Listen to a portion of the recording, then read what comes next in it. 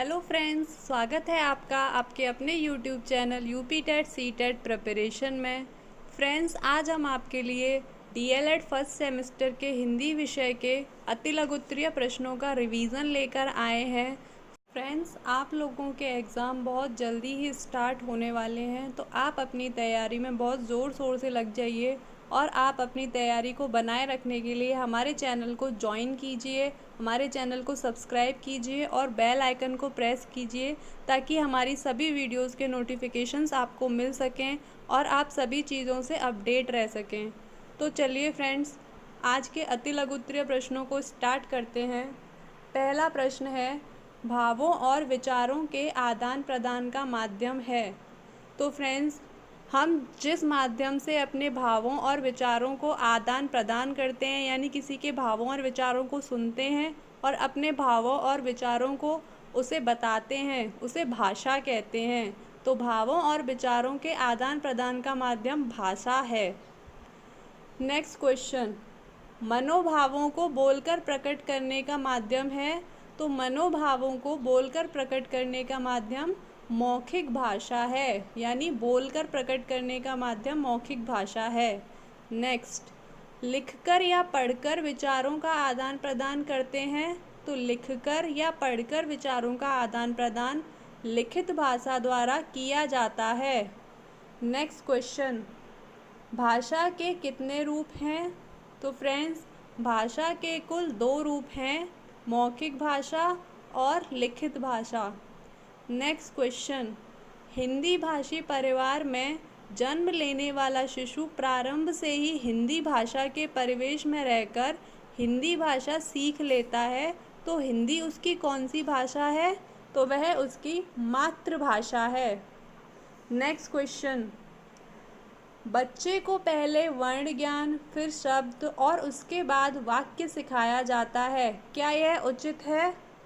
तो इसका जवाब है दोषपूर्ण है। फ्रेंड्स, पहले बालक को वाक्य, फिर शब्द, उसके बाद वर्ण का ज्ञान कराया जाना चाहिए। पहले उसको वर्ण, बाद में शब्द और उसके बाद वाक्य का ज्ञान नहीं कराना चाहिए। नेक्स्ट क्वेश्चन, बच्चों को सहजता से पढ़ना सिखाने के लिए क्या आवश्यक है। तो बच्चों को सहजता से पढ़ना सिखाने के लिए पहले उन्हें वाक्य, फिर शब्द और बाद में वर्ण पर लाएं। नेक्स्ट क्वेश्चन, आरंभिक पठन कौशल यानी अर्ली ग्रेड रीडिंग के उद्देश्यों की प्राप्ति हेतु क्या आवश्यक है। तो शिक्षक और बच्चे के बीच आत्मीय संबंध, यानी कि बच्चे की पढ़ाई और बच्चे के बीच में एक संबंध होना चाहिए जिससे बच्चा जो उसको पढ़ाया जा रहा है उसको समझ सके। नेक्स्ट क्वेश्चन, भाषा की 4 प्रमुख दक्षताएं क्या हैं। तो भाषा की प्रमुख 4 दक्षताएं सुनना, बोलना, पढ़ना और लिखना है, जिनको हम शॉर्ट में सुबोपली बोलते हैं।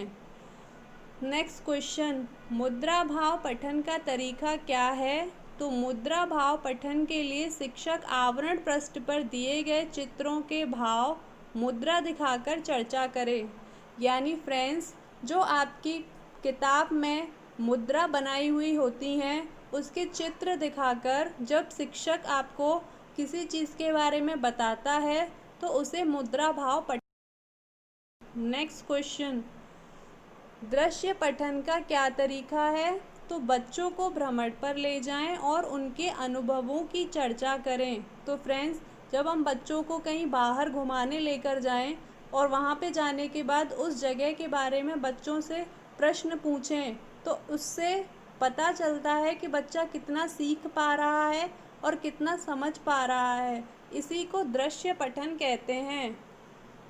नेक्स्ट क्वेश्चन, अभिनय पठन कैसे कराएंगे। तो बच्चों से विभिन्न प्रकार के पशु पक्षी आदि का अभिनय कराएं। इसके लिए फ्रेंड्स, हमें बच्चों से पशु पक्षी आदि की आवाज़ निकलवानी चाहिए, आदि के बारे में पूछना चाहिए ताकि उनसे ये पता चल सके कि वो उन पक्षी और जानवरों के बारे में कितना जानते हैं।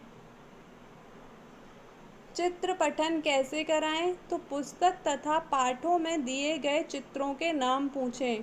आप छोटे बच्चों को पुस्तक पे जो चित्र दिए गए होते हैं उन चित्रों को दिखाएं और उनसे पूछें कि यह कौन है। अक्षर पठन कैसे कराएं? तो चित्रों की सहायता से अक्षरों की पहचान कराएं, जैसे कि आम का चित्र, अनार का चित्र। फ्रेंड्स, हम अपनी छोटे बच्चों की किताबों में देखते हैं कि उनकी किताब में आता है अनार, आम, इमली, ईख। तो हमें बच्चों से पूछना चाहिए और उन्हें समझाना चाहिए कि छोटा अ से अनार, बड़ा आ से आम। इस तरीके से उनको पढ़ाना चाहिए। मात्रा पठन का ज्ञान कैसे कराएं? तो शब्दों की पहचान व वर्णों की जानकारी के बाद स्वरों को लिखते हुए उदाहरण चित्र कार्ड के द्वारा मात्रा का ज्ञान दें। तो फ्रेंड्स, हमें सबसे पहले बच्चों को पूरी वर्णमाला का ज्ञान कराना चाहिए। उसके बाद स्वरों को लिखते हुए चित्र कार्ड के द्वारा मात्रा का ज्ञान देना चाहिए। नेक्स्ट, 12 खड़ी पठन कैसे कराएं? तो 12 खड़ी चार्ट के द्वारा बच्चों से सस्वर उच्चारण कराएं व बीच बीच से वर्णों को पूछकर उनके ज्ञान में वृद्धि करें। तो इसके लिए फ्रेंड्स, हमें चार्ट के द्वारा बच्चों से सस्वर उच्चारण यानी कि जोर से बुलबा बुलवा के, जैसे कि का पे छोटी की मात्रा की और का पे बड़ी की मात्रा की, इस तरीके से उन्हें समझा समझा के बोल बोल कर करवाना चाहिए। नेक्स्ट, शब्द पठन कैसे कराएं? तो वर्णों और मात्राओं के ज्ञान हो जाने पर तथा 12 खड़ी को शुद्ध उच्चारण के साथ पढ़ लेने पर बच्चों से शब्द कार्डों को देकर पढ़वाएं। नेक्स्ट, वाक्य पठन कैसे कराएं?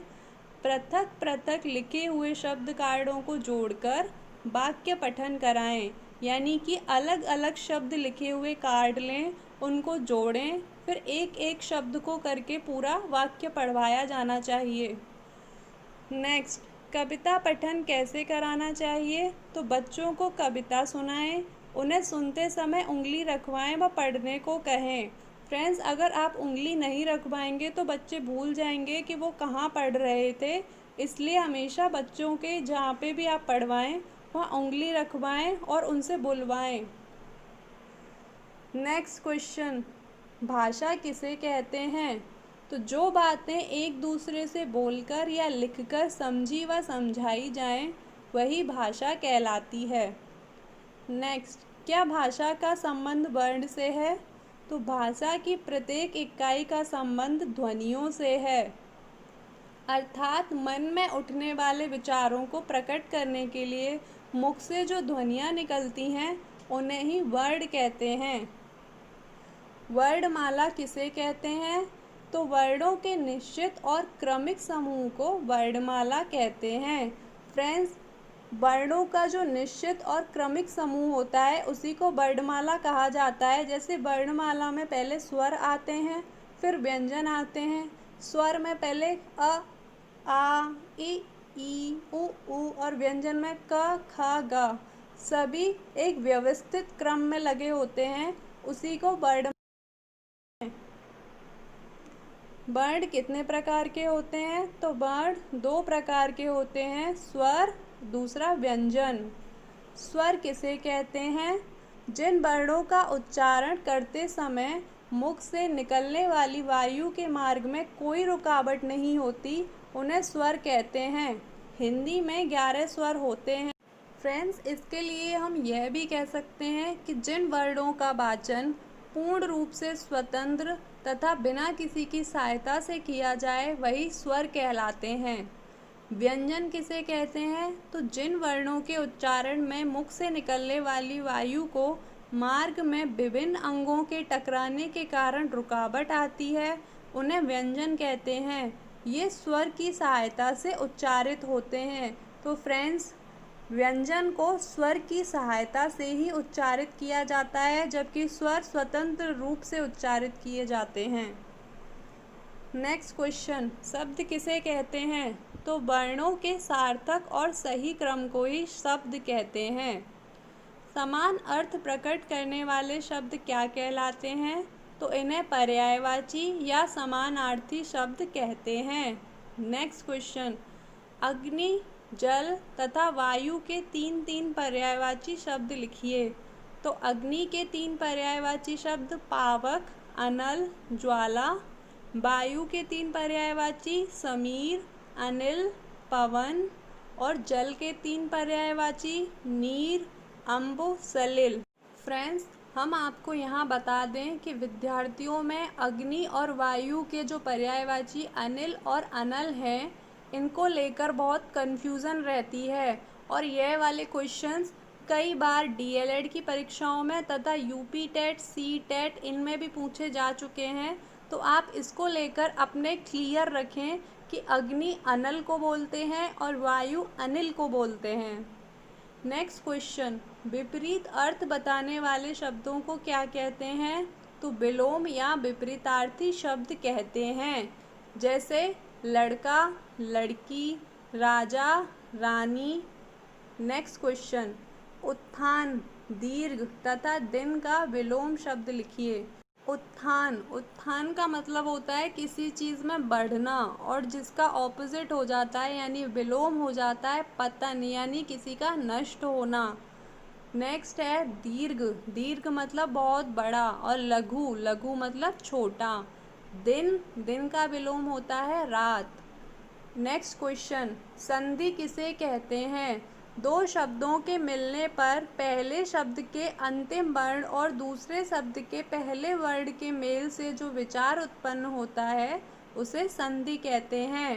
फ्रेंड्स, इसका एग्जाम्पल देख लेते हैं। जैसे विद्या, धन, आलय। तो विद्या का ध्या और आलय का आ जब ये जुड़ते हैं तो संधि होती है। जैसे कि विद्या, धन, आलय, इसका हो जाएगा विद्यालय। तो फ्रेंड्स, आपको आज का हमारा वीडियो कैसा लगा? अगर आपको पसंद आया हो तो हमारे वीडियो को लाइक करें और कमेंट करके हमें ज़रूर बताएं कि आपको हमारा वीडियो कैसा लगा।